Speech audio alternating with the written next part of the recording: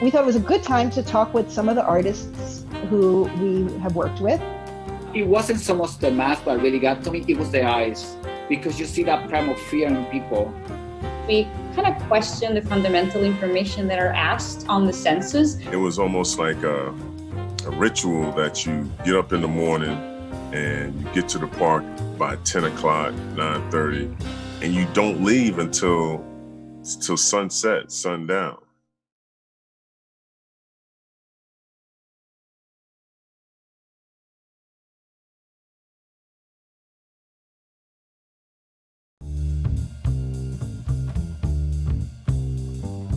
Some see a city.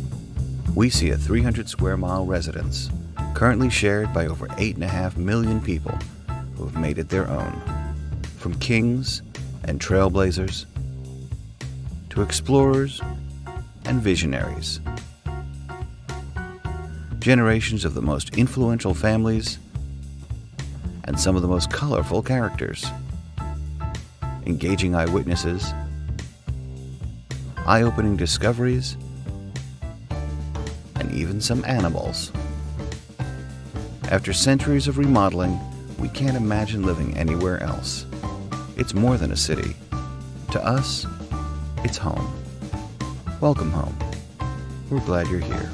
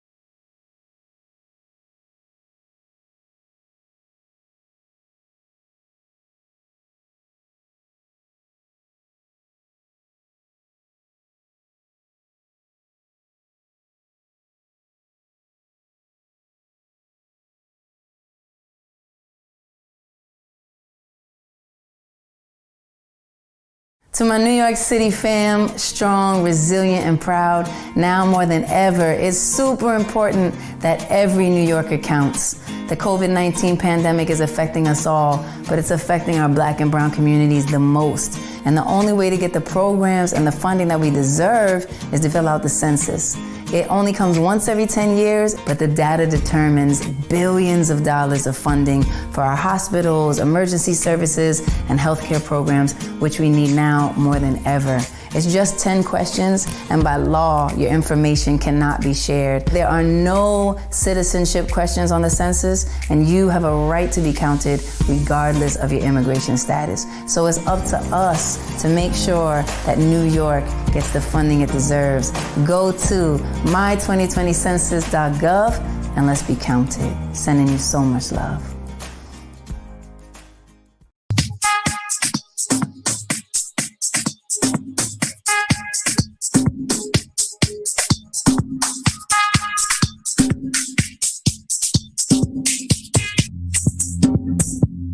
Hey, what up, everybody?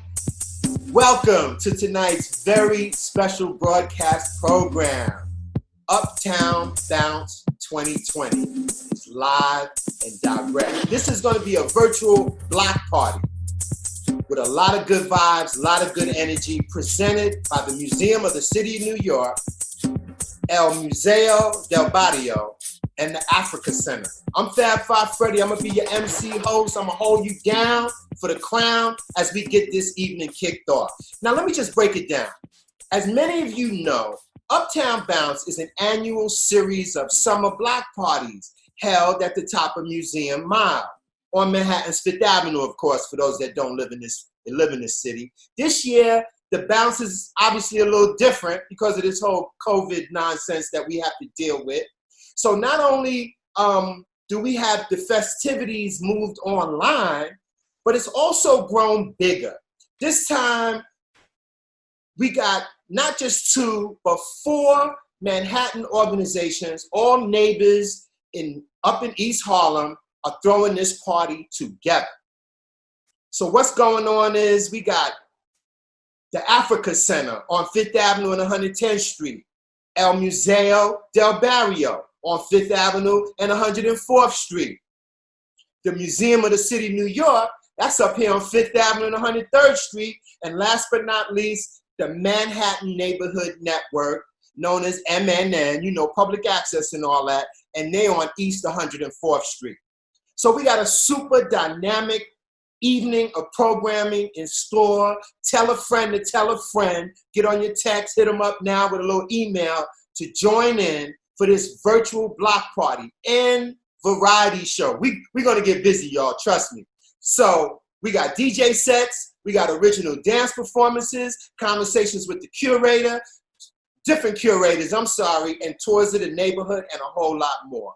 So to kick things off, let me slide it over to the directors.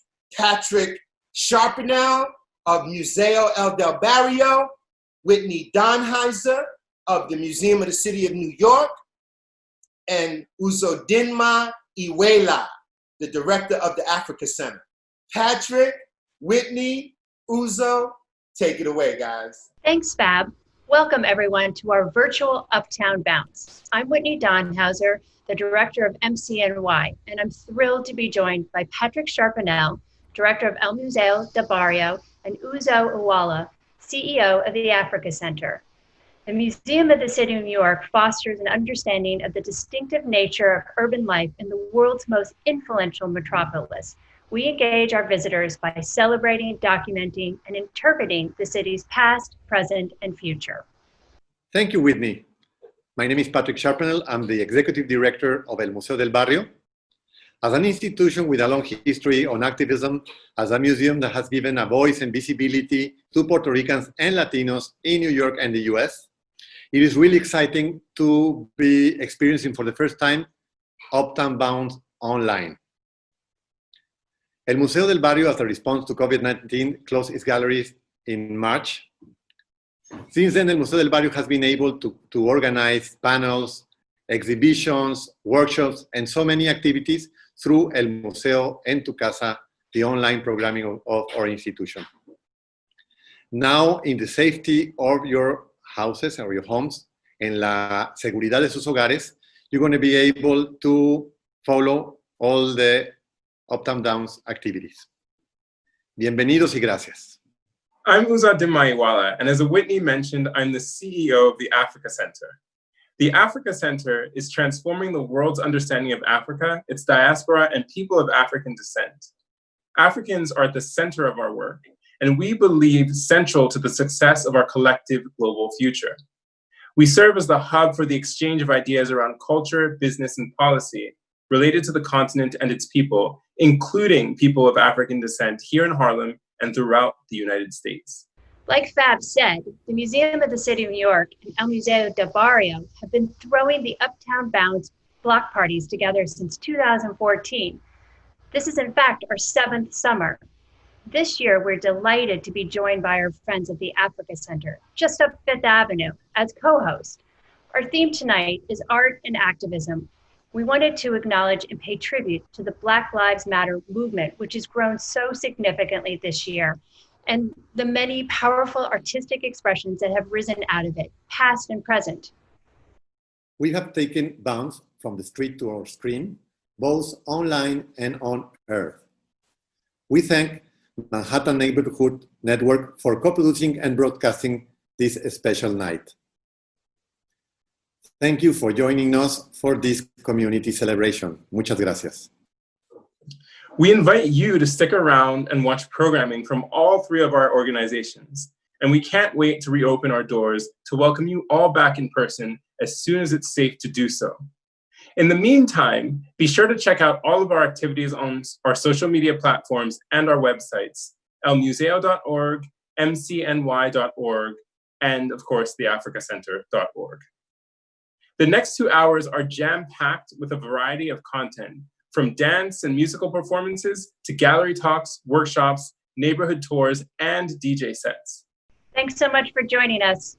And now I would like to turn back to Fab 5 Freddy. Fab, take it away. Uzo, Patrick, Whitney, thank you so much. Now, to kick things off, we're excited to present a dispatch from the Museum of the City of New York. First, we're going to meet the curators, Sarah Seidman and Christopher Paul Harris, to talk about the case study about the movement for Black Lives, which is featured in the museum's exhibition, Activist New York. Then we're going to go to local Harlem dancer Areis Evans, who performed at the recent Movement for Black Lives protests. You know, they were protesting, still going on, but they did this at the protest here in New York City, and they're going to give us a brief performance right about now. Thanks for that intro, Fab 5 Freddy, and welcome everyone to a short conversation between myself and Sarah Seidman about the objects and ideas in the Movement for Black Lives section of the Activist New York exhibition, and what we're hoping to add to it in the coming weeks, given our current moment of activism and the Museum of the City of New York's commitment to examining not only the past, but present. Now, the uprisings we've seen spread across the country have renewed and in many ways deepened how people think and talk about what it might mean for Black lives to matter, both here and around the world. While the protests are, of course, a direct response to further examples of the structural disregard for Black life, which we've seen both in police and vigilante killings and in the disproportionate impact of the COVID-19 pandemic on Black and brown folks, they are also a testament to the dynamic political and cultural work, the community building and consciousness raising that has been going on for more than 7 years. And that's part of the story we attempt to tell with this piece of the show shown in this first image here. Thanks, Chris. It's so good to see you here, and I'm grateful for the opportunity to talk with you about the ongoing Activist New York exhibition, and particularly the content on the Movement for Black Lives. While being a curator is certainly not a frontline worker, like so many essential folks who can't work from home who are out there right now, it's certainly a challenging and stimulating time to be doing this work, collecting objects and images and working with artists and activists and community members to share the stories that will keep up with us and show how history unfolds and preserve these moments in our city's collective history for generations to come. And of course, the Movement for Black Lives is part of a much longer Black freedom struggle going back centuries, some of which we explore in Activist New York, which starts in the 1600s and examines activist histories across the 5 boroughs from the 1600s to today. But I think that the section we put in together in 2017, shown on the next slide, has really changed the whole show. And as history continues, we have the opportunity to return and add new objects and have it evolve, just as the work of anti-racist organizing in New York City and beyond continues to change. That's exactly right. So let's jump into it, Sarah. What objects currently on display in the exhibition resonate most with you? So all of the objects and images are impactful here. You know, we have photographs of Occupy Wall Street and Occupy Sandy, an image of Trayvon Martin, used by Million Hoodies Movement for Justice, which was founded in New York after his death in 2012, the Swipe It Forward campaign image, pieces on self-care and Black pride, so many good things in the Movement for Black Lives case study. But right now I want to highlight the large cardboard hand that we have on display with the words, "I can't breathe," as shown on the next slide. This was made by Hostos Hands Up, a group of students and teachers at Hostos Community College in the Bronx, after Eric Garner was killed by police officer Daniel Pantaleo on Staten Island in 2014. And they made many of these hands and carried them in the Millions March in New York City in December 2014. Eric Garner, like George Floyd after him, and like many other Black Americans before and after, said, "I can't breathe" many times. So it's an upsetting object, and the need for it is upsetting. And we grapple with a lot of painful histories and ongoing events in the show and at the museum, along with fun things like Uptown Bounce. So it's powerful to have a large object like this that was used in a protest and that was made by students who then participated in the demonstration. And we're seeing that leadership by young people now. What about you, Chris? What object would you highlight from the show that continues to have resonance, of course? Well, I'll say first that the parallels between the murders of George Floyd and Eric Garner are beyond disturbing and painful, and should not only fill us with outrage, but push us to act. Understanding that action can take and often does take many forms. And that's really one of the things that you see when you walk through the Activist New York exhibition, that activism has taken many forms. With that in mind, the objects I'd like to highlight stems from the Our Streets, Our Bodies, Our Voices campaign, which was created by activist and documentarian Autumn Robinson and carried out between 2015 and 2016 by the New York City chapter of the Black Youth Project 100, which I was a part of. And you can see these objects on this next slide. For some context, Our Streets, Our Bodies, Our Voices aim to initiate a dialogue around policing and safety in Black communities across the city, intentionally seeking out Black people whose voices are typically silenced or ignored, with the additional aim of trying to shift the terms of debate around the police and policing, even if only amongst Black people themselves. So the campaign asked three key questions. What's your biggest fear when it comes to police presence in your community? What do you think? Why do you think you were harassed by the NYPD? And as you can see in one of the objects, what does safety look like to you? So answers to these questions were written on a handheld dry erase board by the interviewee. And in most cases, such as in the picture of Sequoia Honeycutt, participants were then photographed holding their responses. And just for clarity, the question that Sequoia is answering is, why do you think you were harassed by the NYPD? So the photographs ended up on stickers and postcards like the ones on display, and were eventually projected onto the walls of buildings in the neighborhoods where they were taken, which was a really powerful moment. And I remember Autumn telling me once that one of the main reasons why she wanted to do a campaign like this was because it gave people an opportunity to think what activism and organizing could look like differently. And I think that's one of the things that we've also seen in the recent protests, whether it's through performances, dancing in the streets, and other creative ways of showing up and taking up space, which really is a nice way to segue into talking about what we might like to see on display in the future. So I'll say, for my part, I definitely would love to see the Movement for Black Lives defund the police and stop killing Black people face masks, which were designed by Fresco Steez and worn by activists around the country, including, of course, here in New York City. In the pictures that you see now, the defund the police face masks were taken from Minnesota, and the Stop Killing Black People face masks that picture was taken in DC, as you can see with Rep. Omar there. So the masks themselves highlight the unique environment that the uprisings erupted in, a global pandemic.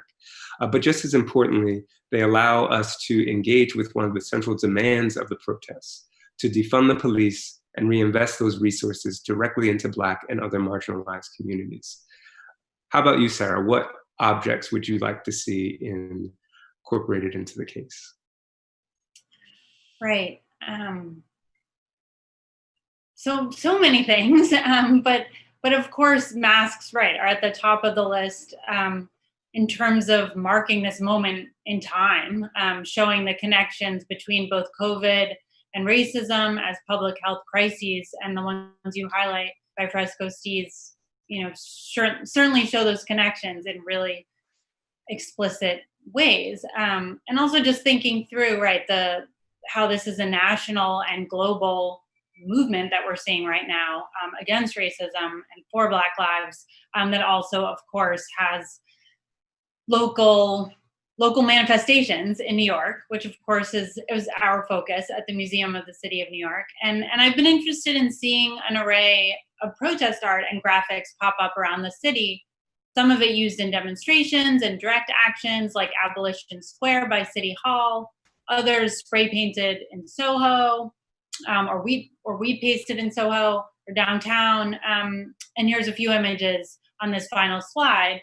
I have my eye on the image of George Floyd that's appeared in many different painted versions on placards in protests around New York.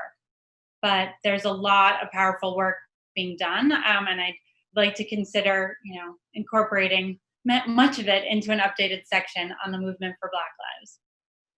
And we encourage folks who are making things or have something from a protest or an action that they feel is part of the current movement for Black lives to get in touch with the museum. Email us at collections@mcny.org, or use our hashtag ActivistNY to share your images of activist-related activities.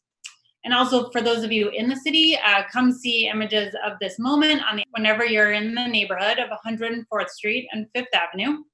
And of course, come visit Activist New York when we reopen our doors. Or in the meantime, visit us online at activistnewyork.mcny.org. Thank you so much for tuning in. And Chris, thank you. Good to see you. And now we will go to the Museum of the City of New York's front terrace, where Areis Evans and a collaborator perform an original piece inspired by the movement for Black lives. Thanks, and bye, Chris. Nobody pray for me. It been a day for me. Yeah. Hey, I remember syrup sandwiches and crime allowances, finessing on them with some counterfeits, but now I'm counting this. Parmesan with my accountant lips. In fact, I'm down in this. You say with my boo-babe tastes like Kool-Aid for the analyst. Girl, I can buy your Westie world with my base stuff. I know that it's good. Won't you sit it on my taste buds? I get way too petty once you let me do the extras. Pull up on your block, then break it down. We playing Tetris. AM to the PM, PM to the AM phone. Eat up your per diem. You just gotta hate them phone. If I quit your BM, I still rock Mercedes phone. If I quit this season, I still be the greatest funk. My left stroke just went viral.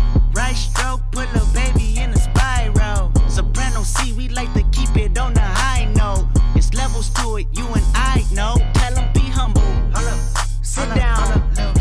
Be humble. Sit down. Be humble. Sit down. Be humble. Sit down. Be humble. Sit down. Be humble. Sit down. Be humble. Sit down. Be humble. Sit down. Who that?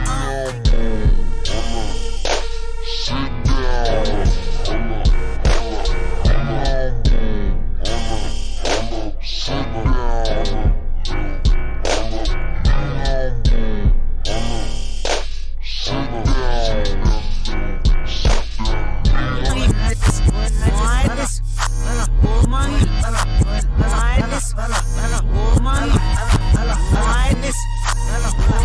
Who that thinking that he frontin' on that man? Get the off my stage, I'm the Seidman. Get the off my, that ain't right. I make a play blowing up your whole life. I'm so sick and tired of the Photoshop. Show me something natural like Afro with your pride. Show me something natural, I wanna feel some stretch marks. Still to take you down right on your mama couch in polo sock. Hey, this is way too crazy. Hey, you do not amaze me. Hey, I blew cool from ACA. Obama just page me. Hey, I don't fabricate it. Hey, most of y'all be faking. Hey, I stay modest about it. Hey, she elaborated. Hey, this that great poop on that AV on that TED Talk. Hey, watch my soul speak. You let the meds talk. Ay, if I kill it, it won't be the alcohol. Ay, I'm the realest, after all. Tell them be humble. Hold up. Sit down. Be humble. Sit down. Be humble. Tell them sit down. Be humble. Sit down. Be humble. Sit down. Be humble. Sit down. Be humble. Sit down. Be humble. Sit down.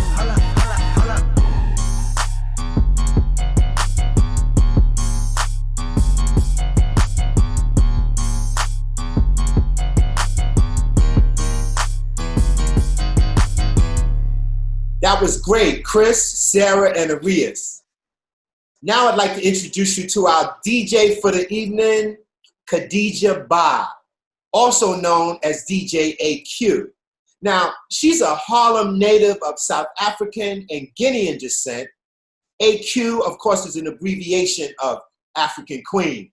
Her name encapsulates her specialization in the sounds of the Black South African diaspora.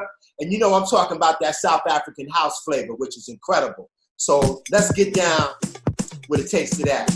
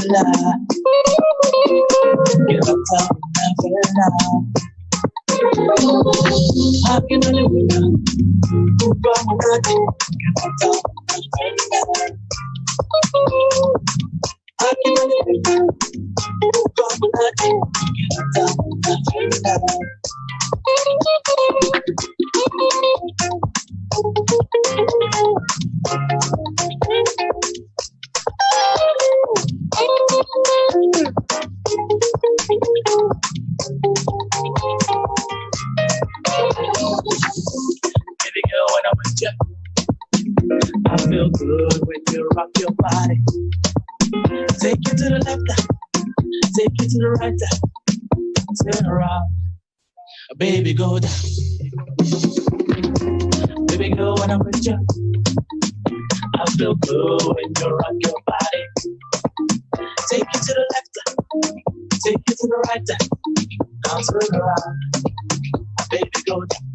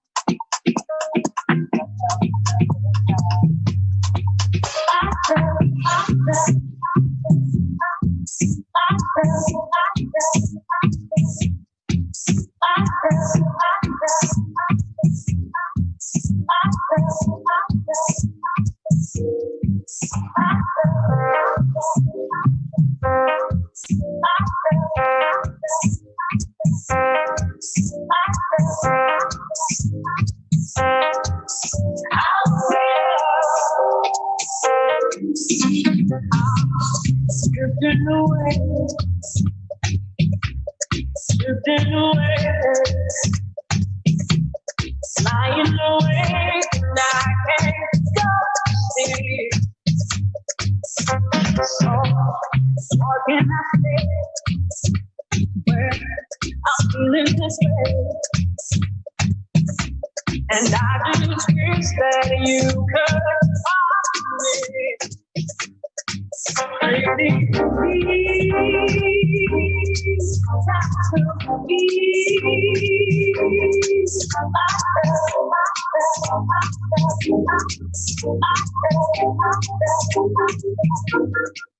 Pretty please, talk to me.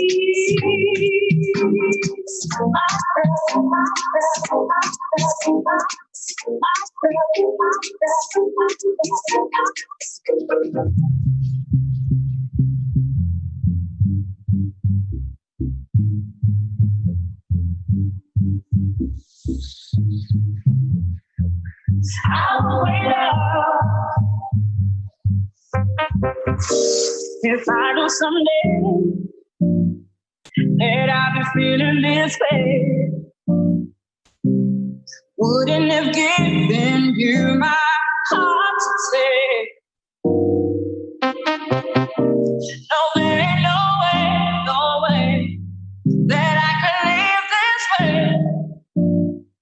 And I can give you all my weight for you to call again.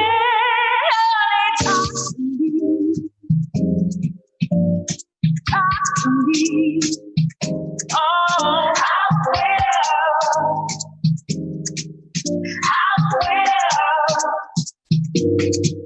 pretty please.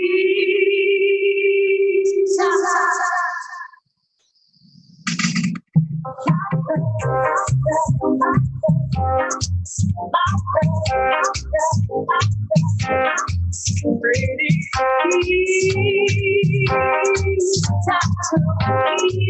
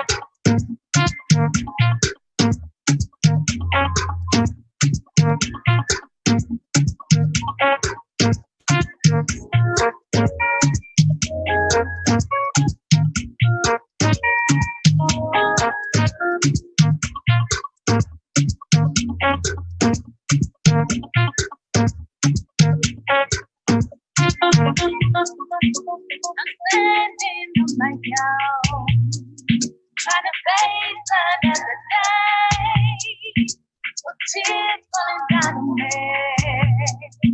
Thinking, where did I go Why life has to be so cold when I'm trying to dip and grind. Get low to see my feet as I pray for better days. See, I'm going through changes. I'm trying to be patient. Oh, Lord, just hear me, 'cause I wanna be free. See, I'm going through changes. I'm trying to be patient. Oh, Lord, just hear me, 'cause I wanna be free.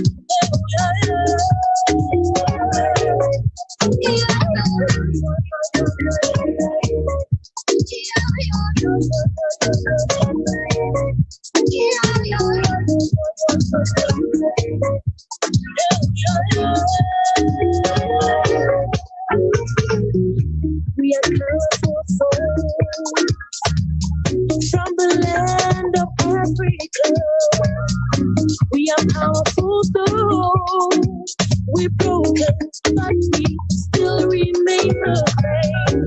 We are powerful souls. From the land of Africa, we are powerful though we're broken, but we still remain the same. Nigeria, Tanzania, Botswana, Namibia, Africa, yeah.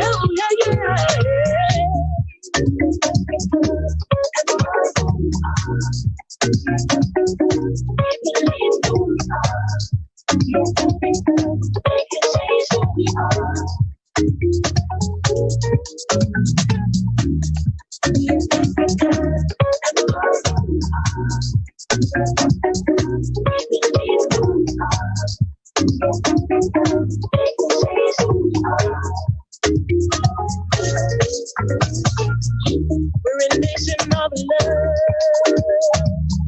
We just stand from above. No matter how hard they try to put us down, we stand up from the rest of the world.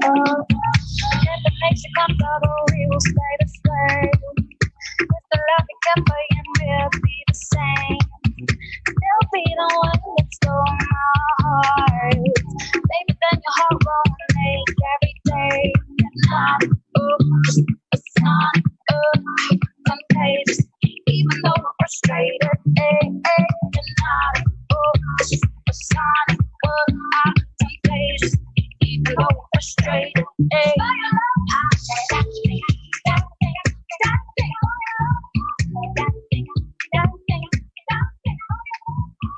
Thanks, AQ.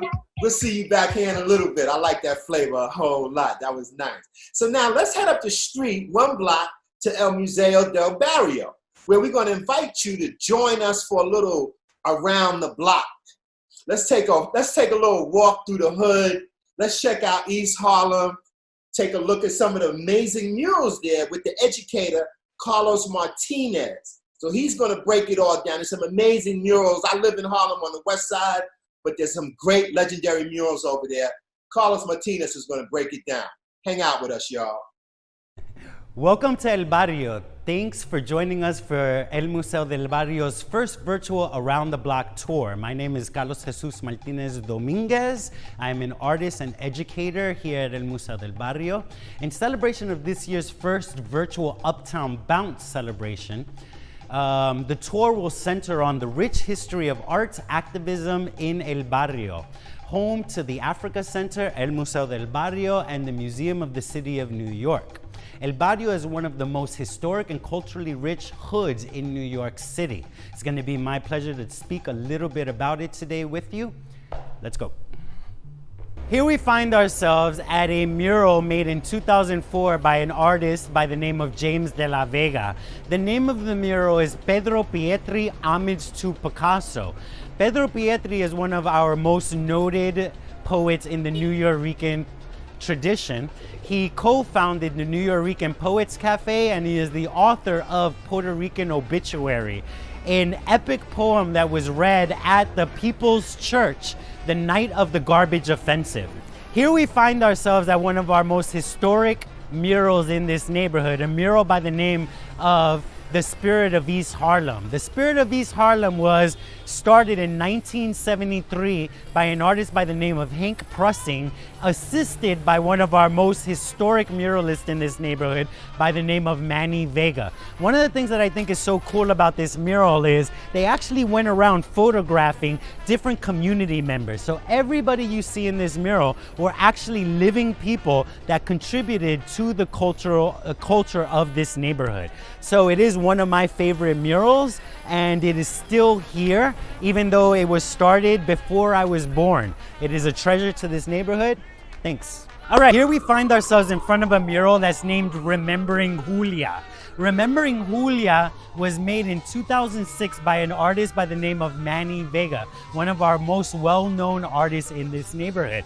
It was the brainchild of Marina Ortiz and Debbie Quinones, two activists from this neighborhood, upon the commemoration of this boulevard that was named after Julia de Burgos. Julia de Burgos was a journalist, a writer, and a poet from Puerto Rico that unfortunately died right here on 106th Street in the year of 1953.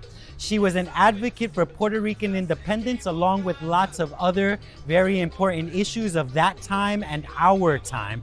And it's located right across the street from the Julia de Burgos Center, which houses Taller Boricua, their galleries, and their studio spaces that have been present there for 50 years now. Here we find ourselves at a mural by the name of Dos Alas, made by a collective of artists by the same name, Dos Alas.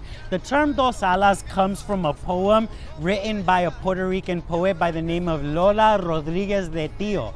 Lola Rodriguez de Tio was talking about the same situation Puerto Rico, Cuba, the Philippines, and Guam find themselves after the Spanish-American War, in which they find themselves in the same colonial situation under the thumb of the United States.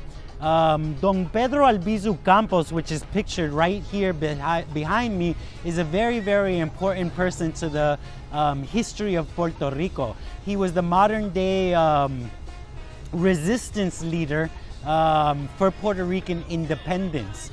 He was a Harvard graduate. Not only was he a Harvard graduate, he was the valedictorian of the Harvard Law School in the early 1900s.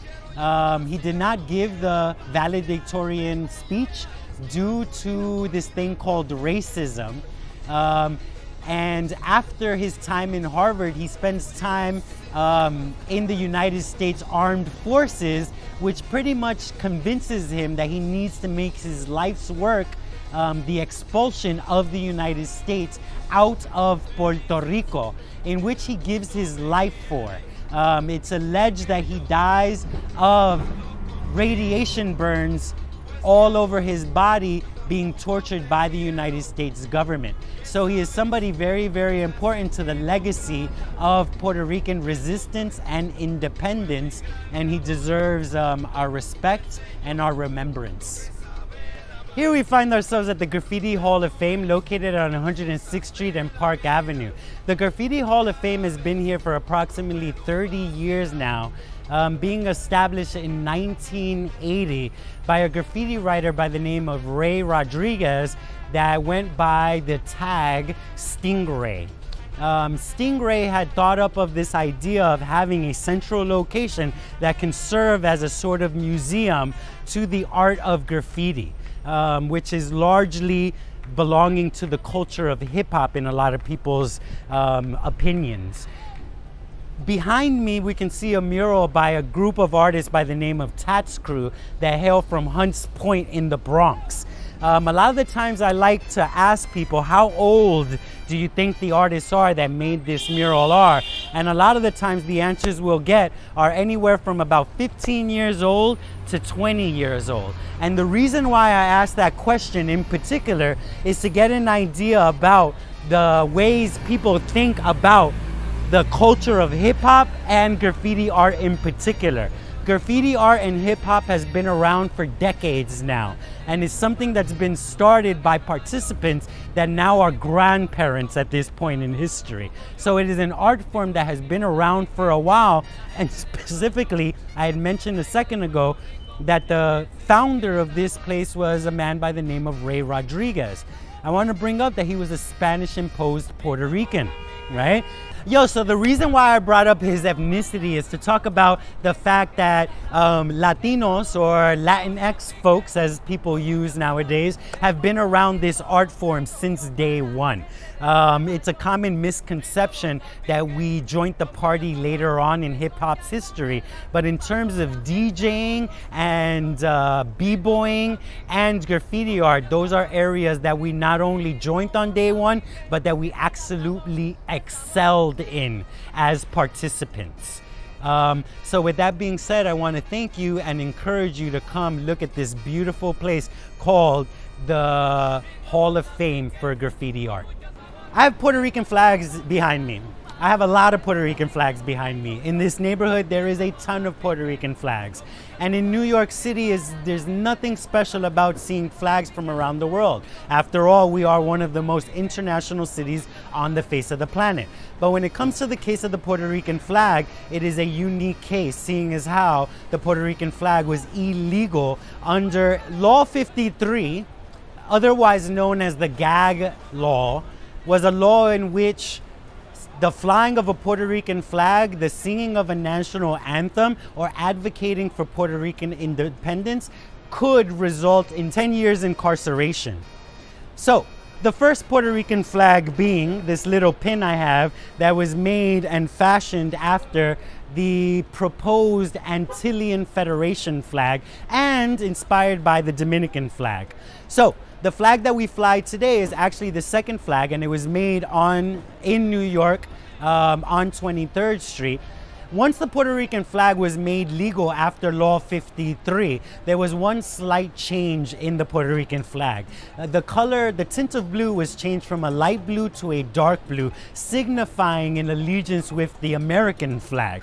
So, nowadays, if you see a light blue flag and it hasn't been faded by the sun, that's pretty much a statement on independence for Puerto Rico.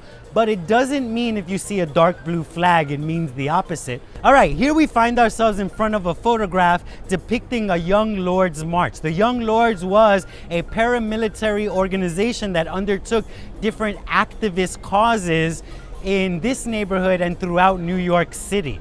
They organized around the idea of equity and equality in these neighborhoods. And this is a shot taken by Hiram Arestani, was a community member, the official photographer of the Young Lords, and also the third director of El Museo del Barrio. This photograph was placed here through a project by Miguel Luciano, another local artist that wanted to commemorate the 50-year anniversary of the Young Lords. That happens to take place in the same 50-year anniversary which El Museo del Barrio was counting their birthday. It's located right across the street from the first Spanish United Methodist Church, which was dubbed the People's Church upon the takeover of the church in the late 60s by the Young Lords to have a breakfast and lunch programs along with other services that the community sorely needed. All right, so the Young Lords were known for a lot of different actions in this neighborhood and throughout New York in general. One of their very first actions was called the Garbage Offensive, in which they protested against New York City in terms of the practices of picking up garbage in neighborhoods like this. The action resulted on the blocking of 3rd Avenue with a line of garbage in which they set on fire to bring attention to the fact that neighborhoods like this were not receiving the same amount of services that other neighborhoods were enjoying. Another action that they undertook was the takeover of the TB testing truck. Tuberculosis was a very big problem in neighborhoods like this. Matter of fact, this neighborhood had the highest percentage of tuberculosis cases, and New York City was sending out a truck with an X-ray machine in the back of it to do testing on the population. The problem that the Young Lords had come across was that even though this neighborhood had very high numbers of tuberculosis cases, this truck was hardly ever seen in this neighborhood. So it resulted in the takeover of the TB testing truck, in which they literally took the truck, explained to the technicians that they were bringing the truck to a neighborhood that needed it more, and it resulted in over 700 tests being undertaken in a 2-day period, which was a record for the Department of Health. They also fought lead paint poisoning throughout New York City and lots of other abuses like police brutality, for instance. The Young Lords leave a very, very powerful legacy that continues in neighborhoods like this, which is pretty much the fight for equality and equity. Thank you. All right, so here we find ourselves in front of a cuchifrito spot. This cuchifrito spot in particular is named La Isla Cuchifrito. And when I think about cuchifrito, I actually think about 3 different businesses that are somewhat disappearing from neighborhoods like this one. And they are the cuchifrito spots, the bodegas, and the botanicas. Botanicas are religious stores in which you can find specialized items that deal with Afro-Indigenous religions and the idea of syncretism between the predominant religion of Catholicism and religions like the African religion of the Yoruba tradition and different indigenous traditions that had to hide within Catholicism to survive in general. The same syncretism can be spoken about when we talk about a cuchifrito spot. When I grew up, cuchifrito spots were filled with all kinds of odds and ends, different parts of the animal that we normally don't eat in the United States, right? So cuchifrito comes from 2 different words, a cuching, which is a little bit of something, and frito, which is to fry something, right? So normally a cuchifrito spot would have odds and ends of every kind of piece of a pig or a cow that you can find, and they would fry it for you. When I was young, you can find a cuchifrito spot in a neighborhood like East Harlem on every block. And nowadays, they're very, very hard to find and few and far between when you're speaking about the cuchifrito spots and the botanicas. So next time you see a cuchifrito spot, stop by, get a tamarindo or some African inspired or influenced food like a mofongo, for instance, which is probably one of the oldest examples of food connected to our African foreparents here in New York City. So here I find myself in front of a bodega. And I wanted to talk a little bit about the Puerto Rican and other immigratory experiences here in El Barrio in particular. The Puerto Rican people are an example of a people that have contributed to this nation at unparalleled levels, especially when we're thinking about the numbers of military members in this country's history, and at the same time have produced some of the most significant resistance movements at the same time in the history of the United States. This migration starts in the early 1900s with the displacement of Puerto Rican campesinos, peasants or poor people along the mountainside. It's said that 1/3 of the population of Puerto Rico migrated from Puerto Rico to places like New York because of said situation. So when we're talking about a community like El Barrio, we're talking not necessarily about an immigrant class that's still here. We're talking about a migratory class of people that are still here today. That being said, we have a rich history and a very diverse population. Today we're seeing an influx, or in the last decade or so, we're seeing a major influx of siblings specifically from Puebla and Guerrero, Mexico. We have Dominicans in this neighborhood, a very silent but large Chinese population in this neighborhood, and lots of other diversity. So this neighborhood has always been a neighborhood of immigratory or migratory patterns and low income housing. And we are seeing that under assault today through things like gentrification and the displacement that comes along with it. So I urge you to please take into account and cherish these locales that we've looked at and the history that's been built not only by the Puerto Rican people, but by the participants and the community members of this great neighborhood of East Harlem, El Barrio. Don't call it Spanish Harlem. Hoods like this consist of historically significant and culturally rich communities. I hope that through El Museos Around the Block tour, you have learned a little more about the rich history in arts and activism and the importance of preserving cultural landmarks like we spoke about today. Please visit us at elmuseo.org and follow us on social media. We hope to see you soon. Yeah, that was a real good look right there. That was really amazing. So I hope that gave all of you guys that feeling, you know, moving around, being out on the street once again. And when you do go out, make sure you keep your mask on. We're serious about this. But that was really dope. So now let's turn back to AQ, African Queen, and get a little bit more of that South African house flavor. And let's go, y'all.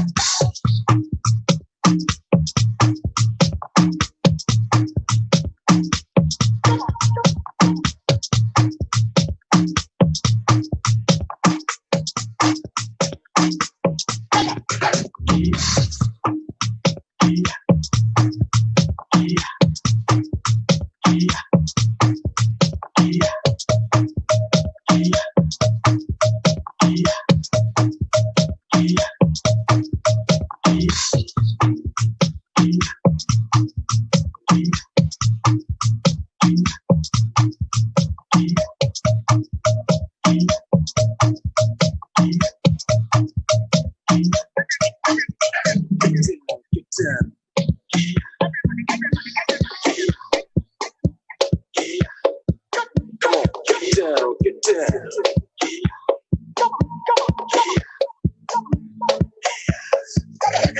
Get down, get down.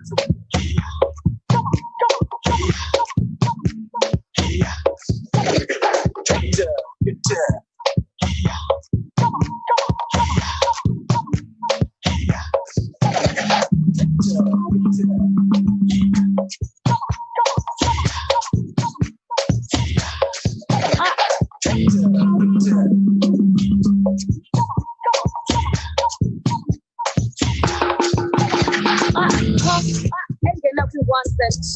Put him and the color lick. You try to crack it in hot dog. The man's a spogo. The chickens and join the saw dot to the hours of 3 and 4. No time for pause. Her Majesty, the Queen, Royal Highness, hard rock. Her Majesty, the Queen is in the booth. Come to the dance floor. My name is. My name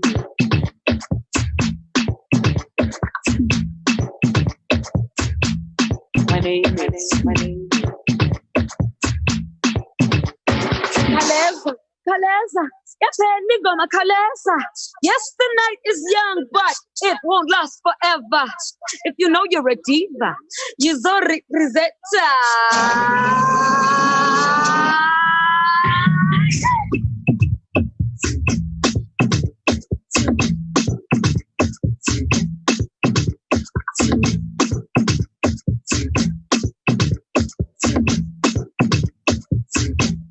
My name is Super Food. Kalawa Pagat. You see for you. Mame Lucy. Atale. My name is Super Food. Kalawa Pagat. You see for you. Mame Lucy. Atale.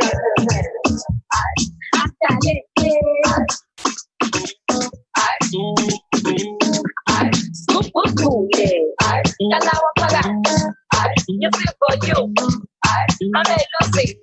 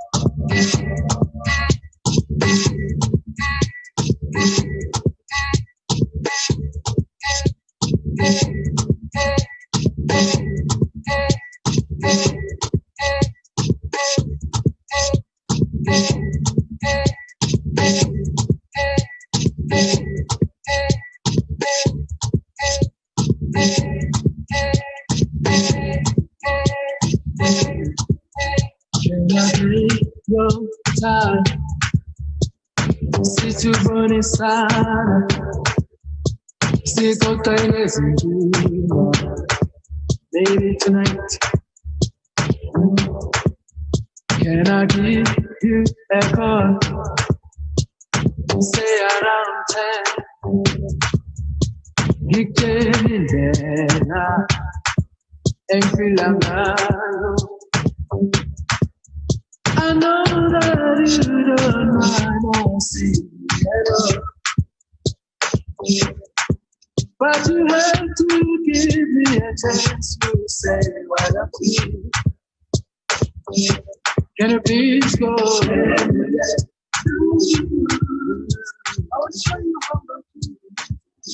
Yo, that was dope.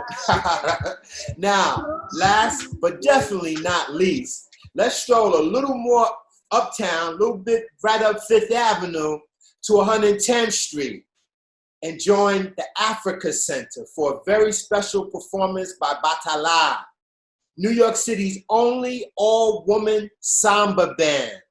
And I love Brazil. I'll be down there a lot. So this is not only a samba band, this is a marching band and a drum line. Now the group's gonna perform in front of the Africa Center's Black Lives Matter tribute on the facade of the building. And then they're also gonna lead a short drumming workshop, just showing you how they do what they do. During the workshop, you're gonna learn the basics of Batala's samba reggae percussion style. You know, samba reggae was born out of the Brazilian Black Pride movement, which popped off there back in the 60s and 70s, and it still carries a strong flavor of that Afro-Brazilian identity and pride to this day. You know, Bahia's population has a large proportion of Black Brazilians, and that's because Brazil has the second largest population of people of African descent outside of Africa itself. So that African vibe is so strong and so dominant in Brazil, especially in Bahia. Yo, Batala, do your thing. Hello everyone, we're Uptown, New York. We're here at the Africa Center to present Samba Reggae to you.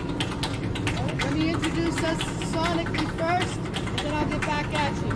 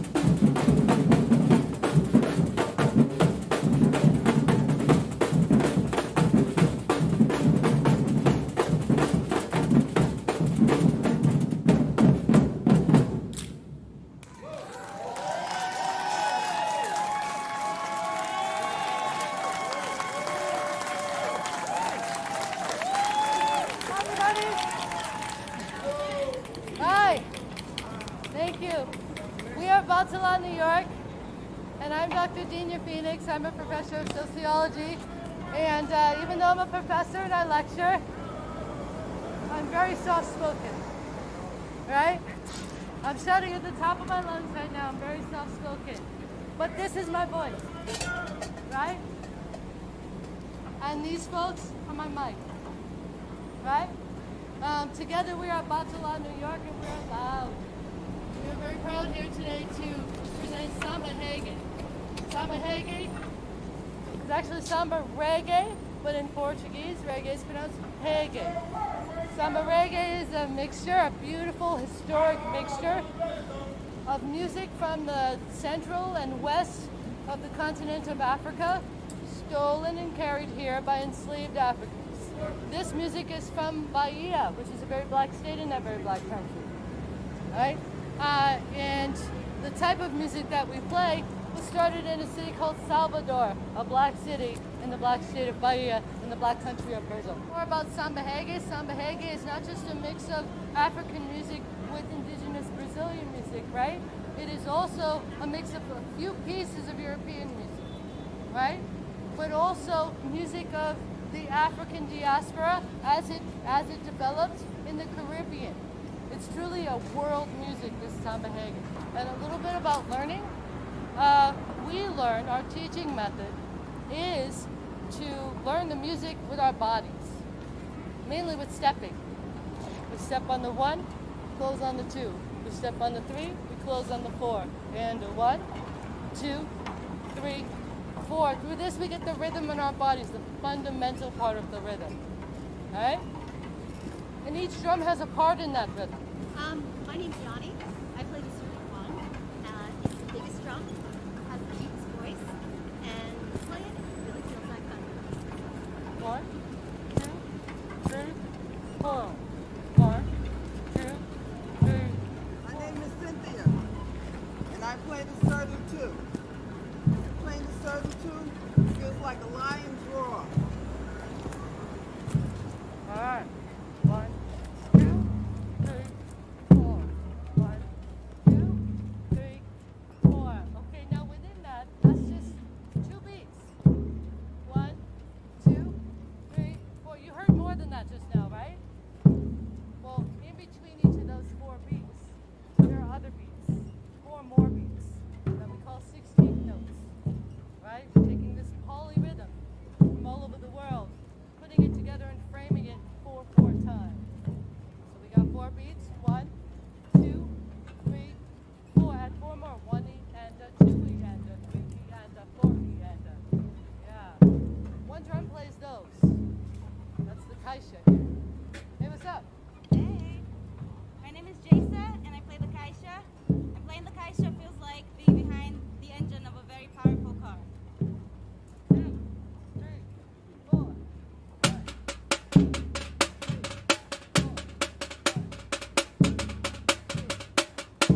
Hi, my name is Ariel, and I play the hebiki, the hebeniki. And this instrument reminds me that I'm alive.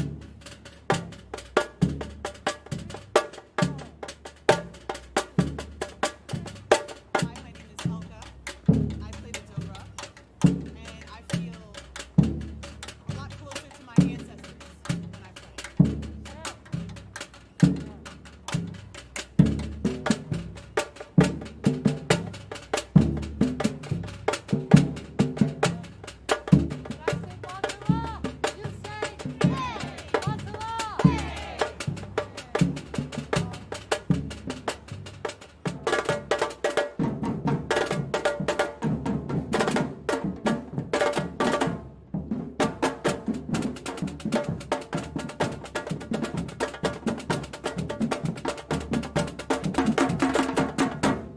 Okay, let's do another call and response, huh? When we say Batala, you say, hey! 1, 2, 3. Batala! We need your help at home.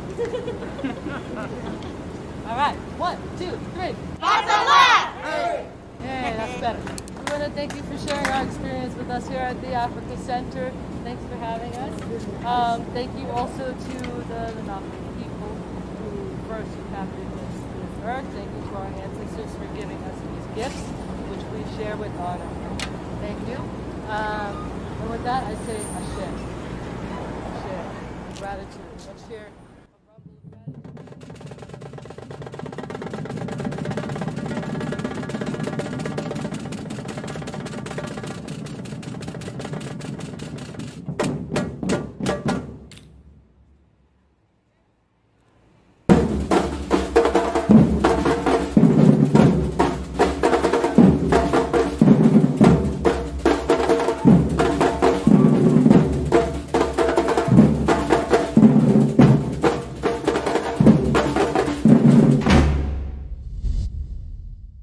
Yo, that was incredible, man. That makes me want to really get back down to Brazil, which I definitely will once COVID is all cleared up all around the planet, because unfortunately, they've been catching it bad down there as well. So we're wishing them all the best all over the amazing country of Brazil. So now, unfortunately, believe it or not, our time together is almost wrapped up. We got one final DJ set from AQ, the African Queen, before we call it a night. But also I want to let you know that if you guys are not tired yet and you still want to rock along with us, we want to invite you to join my homie, Rich Medina, who's doing the after party, official after party for us, for the Uptown Bounce. So I want you to head over to twitch.tv/Uptown Bounce. Once again, twitch.tv/Uptown Bounce for DJ Rich Medina playing them incredible, funky, Afro-inspired tracks. And we're going to rock out and have a damn good time. I want to ask DJ AQ, once again, that African Queen, to close out the evening. And I want to thank you guys all so much for taking the time to tune in, for joining us, to feeling some of this flavor. This is how we do it Uptown, baby. All of these institutions are here for you, and we will be back stronger than ever once we get this COVID thing out of here, baby. So I'm going to see you soon. Much love. Peace.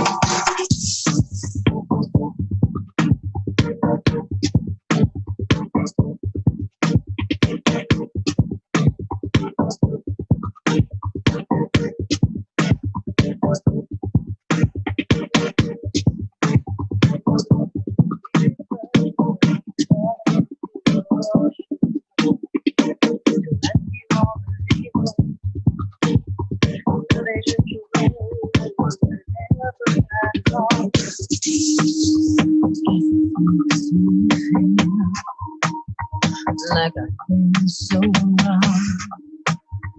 How could I believe that I'd be singing this song? I know that things are what they tend to be. As time goes up and all see it now. Now even I can say, are you looking at me? Touch the sky. Some of my change my view. Some of my change my view. Some of my change my view. Some of my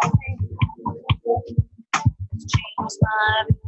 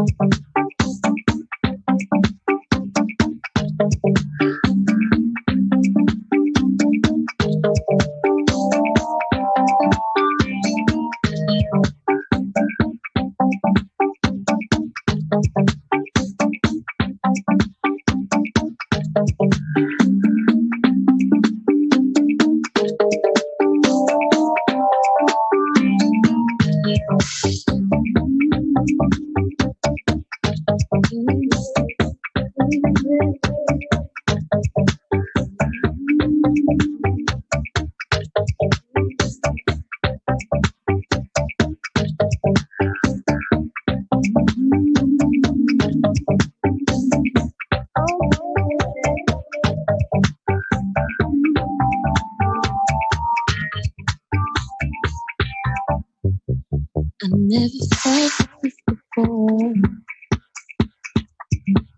Super sweet, making love on the dance floor.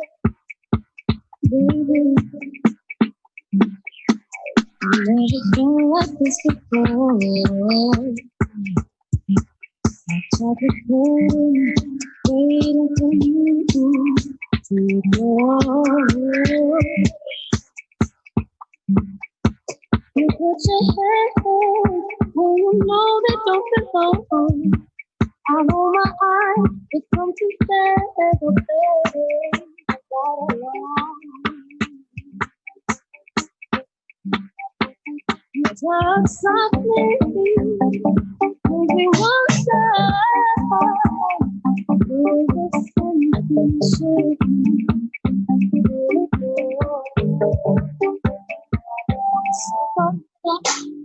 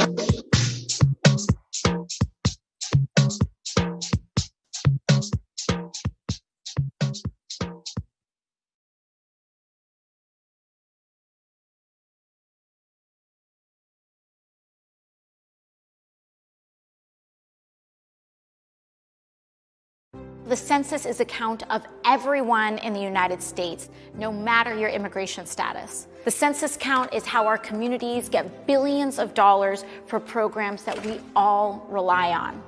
Who here's filled out a census before? You in the back.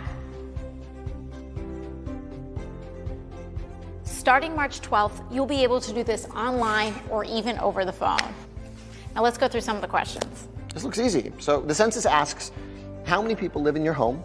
Do you rent or own? Everyone's name, how you're related, age, ethnicity, and home phone number. So me and my wife, we have 2 kids. I'm 40.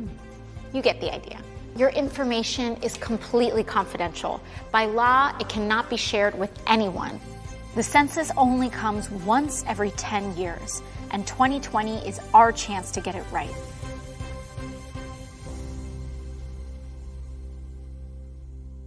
Ya sabes que el censo es un conteo de toda la gente que vive en los Estados Unidos, sin importar tu estado migratorio. Es como nuestras comunidades reciben miles de millones de dólares para programas de los que todos dependemos. ¿Quién ha llenado el censo antes?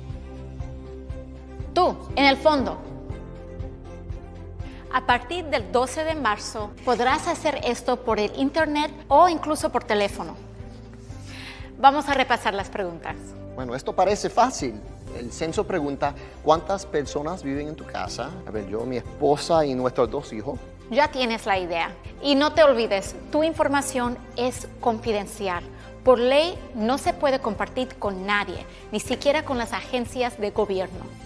El censo solo acontece cada 10 años y el 2020 es nuestra oportunidad para hacerlo bien. No pierdas tu oportunidad.